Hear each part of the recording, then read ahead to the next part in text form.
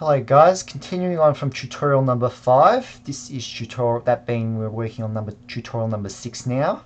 Well, I'm going to show you how to import trees or DX file in the form of tree data into Rhino. So as you can see, we've got our map already set up using DXF files and tile sets that were tile sets from imported from Orin and different data sources, and then imported into QGIS from Orin rather, and then exported out. So with that, as you can see, we've got basically, so in terms of what we're doing, we're basically going to be working out, divided our area up into four or five parcels, as you can see on the screen. So which has formed the buffer zone. So as you can see, we've got the green area is a north focus area at the north, and then we've got a blue area down here, which is the focus area of the south. So sort of this, and then we've got different parcels depending on heritage, on the different heritage, on what's heritage listed within the street. So what I'll do is, just to show you what I'm talking about, I will turn the heritage layer on. Mind you, all the data sets are loaded, so they were there, I just haven't got them. So basically, as you can see, the footprints are the yellow footprints, so there, and there are basically denoting what is heritage listed. So alternatively, what I usually do would be to have all the building footprints just, or the building figures coloured accordingly. But in the case of this tutorial, we're going to be showing you how to import trees. So to start, just so you know, I've already got my tree layer there, but I did delete the data, so we delete that.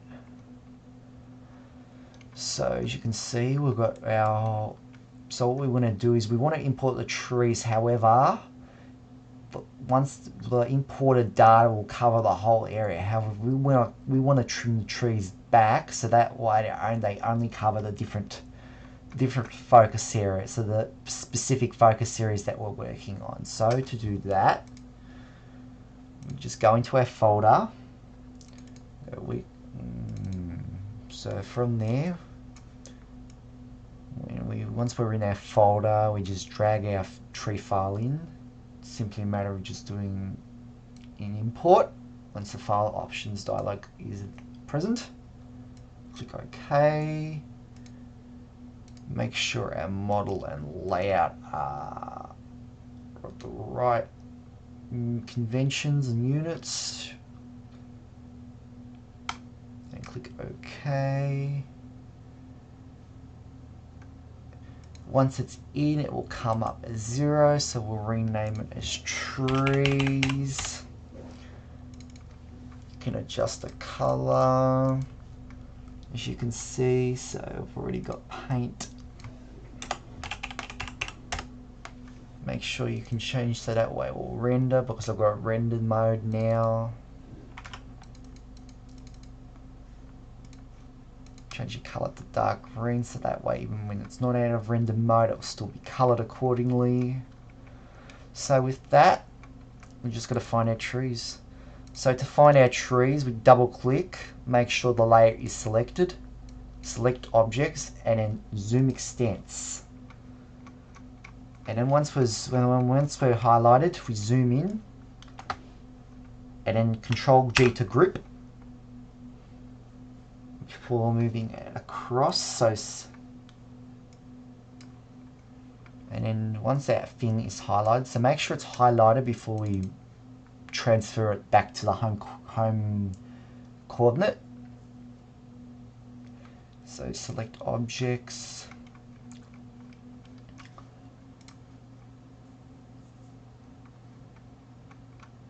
That didn't work.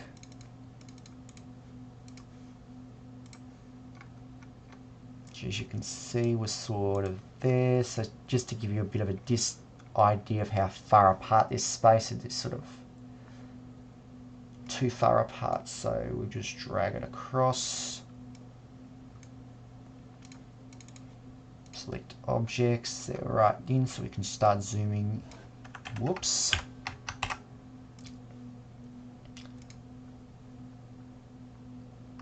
Didn't want to do that. I'll do that again.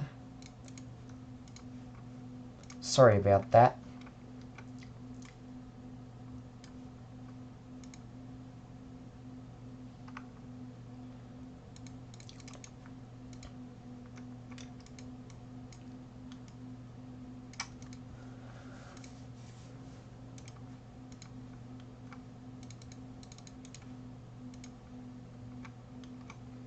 So as we gradually get closer, we can just start zooming in and then move it up. And then we're there, almost there. And then voila. Whoops, that was the Z-axis. We didn't want that. So it might not be to scale at first, so what we need to do now is consequently rescale it. Once we reset our view, so top, set view, top, and then from there, drag the point. So once we've got our thin tree selected, drag the point, one of the points to one of the curves, so this far curve here. And then what we need to do is we need to rotate it before we start rescaling. Make sure everything is straight. Doesn't have to be 100% straight, but roughly there.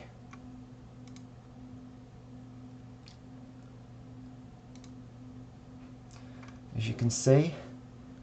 And then scale.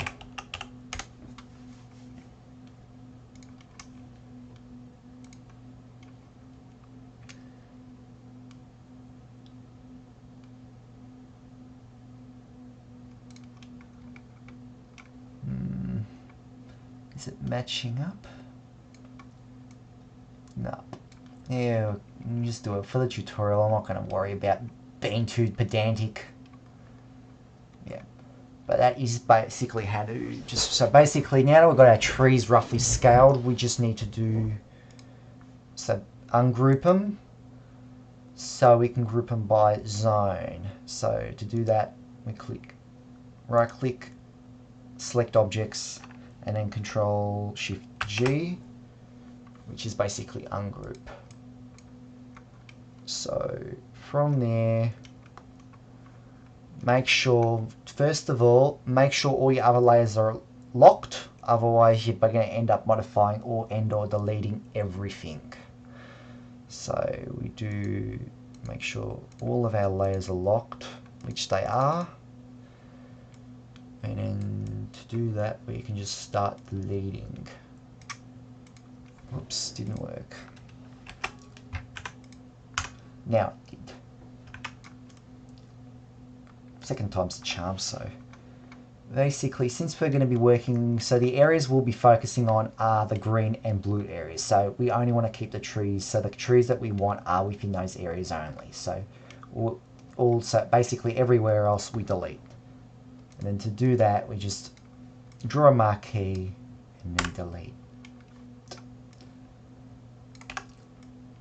And then just do small. And also, if we do have to do any minor readjustments later on, we can do that.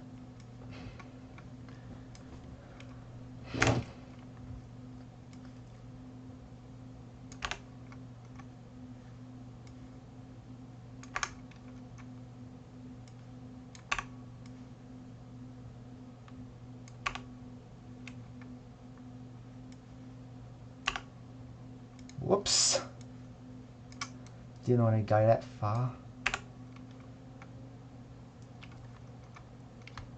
Oh, if there's any trees deleted, don't worry. I'm just showing you how. Doesn't have to be fully exact. I'm just showing you just a rough idea of how I went about it.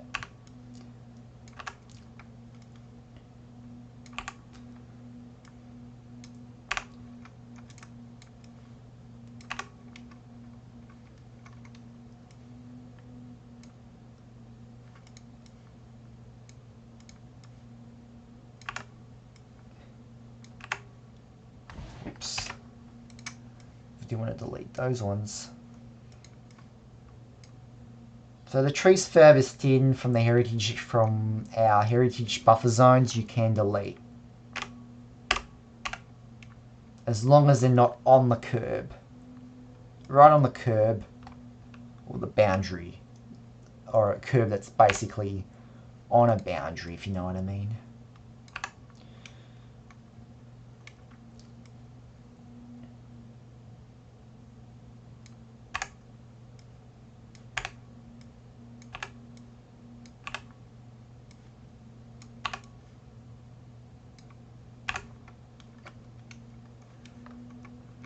So South Melbourne, didn't realise.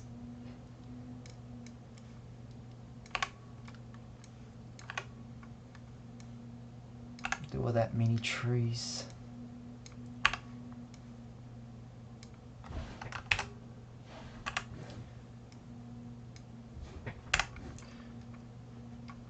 And then if you want, you can just right click and select just to make sure you're progressing, that your tree selection is up to scratch. So to do that, this is how I usually do it. So I've got a couple more I need to delete. So up here,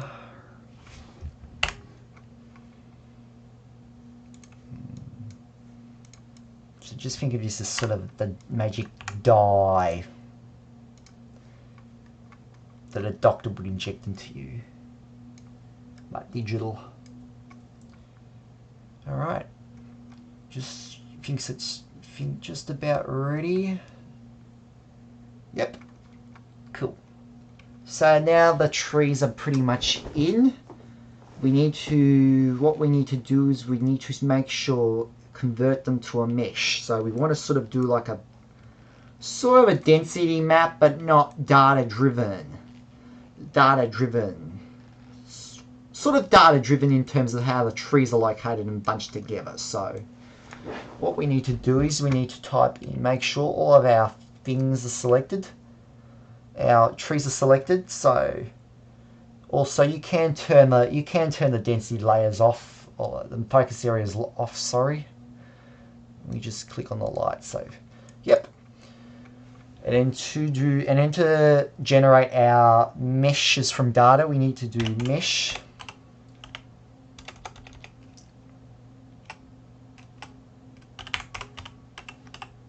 Mesh from points, and click. And once we've got our thing, it will prompt us to adjust our options. So at the moment, our contouring grid cells are 25. So the lower the number, the higher the density. So simply the bigger. So put it simply, the bigger the squares will be. So and then it will which will then basically cover the entire map. So for us, we'll do it at about 2. So what we need to do is we need to make sure it's clicked, and then click 250. And then for our sampling density plus noise, we can make it about, doesn't really have an effect, but we'll just make sure it's about 100. Cool. And enter. And as you can see, I've generated a map. Also, if you want, you can just move it to another layer. And then you can just turn your tree points off. However, you're going to have to do your paint again. You'll reset your paint settings and all that sort of stuff again. So, where do we do it?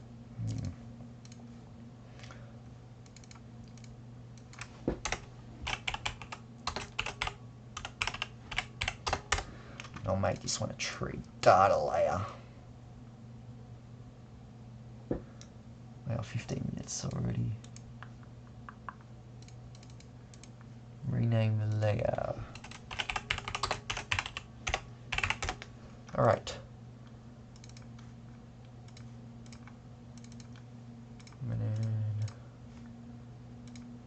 Cool.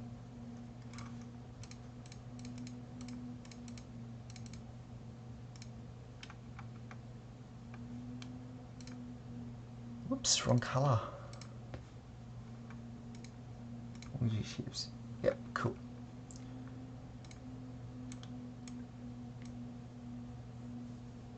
You can readjust it, and if it's not further down, you want to readjust it. Make sure it's above street level. You can do that, depending on whatever rocks your pony.